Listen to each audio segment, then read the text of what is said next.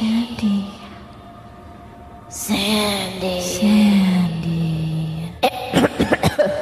Sandy. I am the demon spirit, born of the souls of all the indignant bisexual women you have insulted with the Lesbian Mafia podcast. We have feelings too. Sandy. As punishment for your prejudiced and judgmental lesbian nature, the following misfortunes will befall you. Watch out. First, within 1 week of hearing this MP3, you will receive 100 negative reviews. They'll say they hate your lowbrow show. Second, you and your podcast will be denounced in both the Advocate and Out magazines. They will not print your trademarked logo because we all know all press is good press. No free advertising. Third, all of your audio files will be corrupted. Yeah. And your recording software will never launch again. That's right, you're totally screwed. And lastly, you will suffer from a perpetual yeast infection that no amount of Monostat can cure. So itchy. But, Sandy, there is a way to redeem yourself and be spared from your horrific fate. You just have to tell everyone that Heidi, former host of the Chaos Radio Show, is the queen of all bisexuals and offer up 3 of your hottest lesbian fans in sacrifice to her. Then, all will be forgiven. That's all there is. Choose wisely, Sandy! So easy.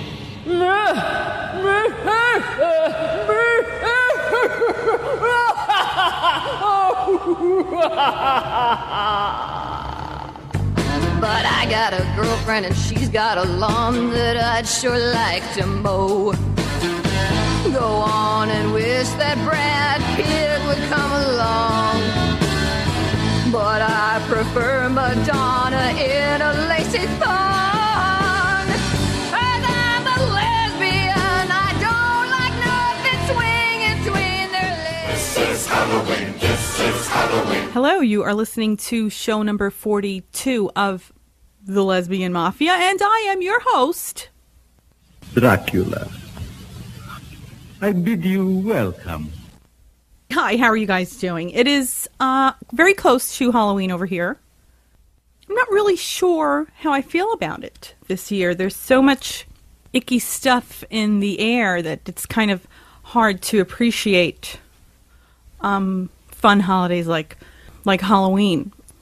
And I hate to perpetuate icky stuff, but it's really kind of hard to ignore what is happening. I mean, just starting with Wall Street, and I cannot believe the level of corruption that I'm witnessing. It's pretty terrifying, and everything that's going on with the election. This is why I make podcasts where I talk about Madonna and Britney and Lindsay Lohan, because I just can't engage in idiot battles over an election. I can't do it. And the uglier people get with each other, the more tuned out I get. Like, I just completely tune it off. So, I end up making podcasts about Madonna. So keep it up. Because if you keep it up, soon I'll be making podcasts about Johnny Cash. I hurt myself today. You know what I'm saying? I will play more Britney Spears songs if you continue. I will do it. But before I go any further, I would like to say a very big thank you to Brittany, who made a very generous donation to the podcast, and I'm very, very grateful. It was a very generous donation. How many times am I going to say very?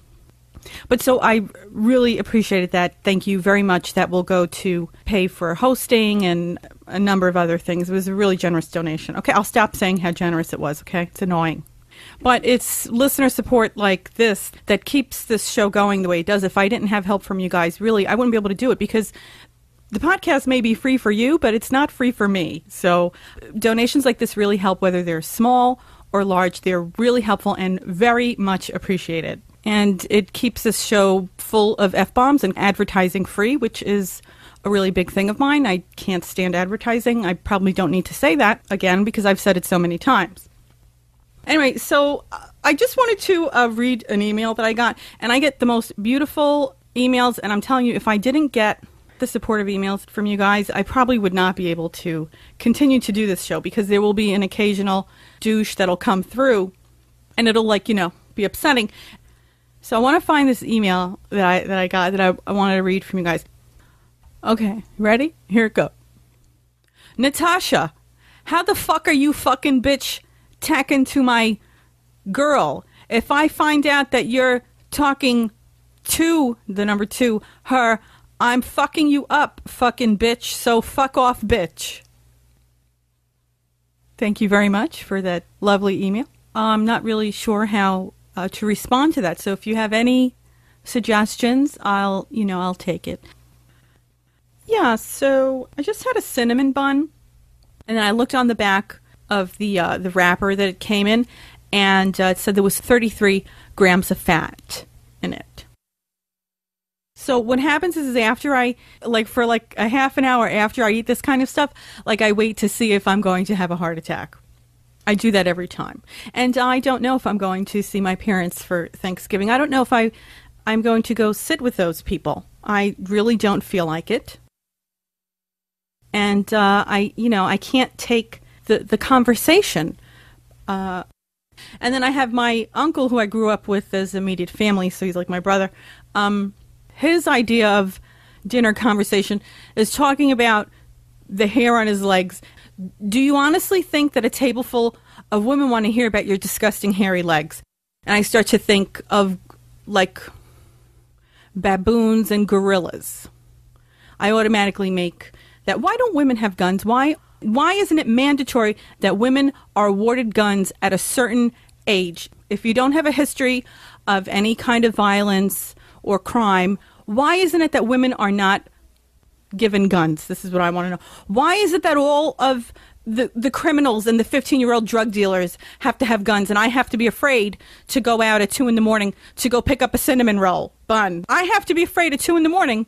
to go because there might be some psycho with a gun. That's not enough for them to be physically stronger. They also have to have weapons like guns to completely intimidate us. What, are you supposed to never leave the house when it gets dark? What do we like? Sometimes I feel like a 90-year-old woman, oh, maybe you shouldn't go out, it's late. Sometimes I feel like that. I have to be a prisoner in my own house. What do they want us on the internet? This is why they have the internet, so that it keeps us divided. The internet doesn't bring people together. It keeps us apart.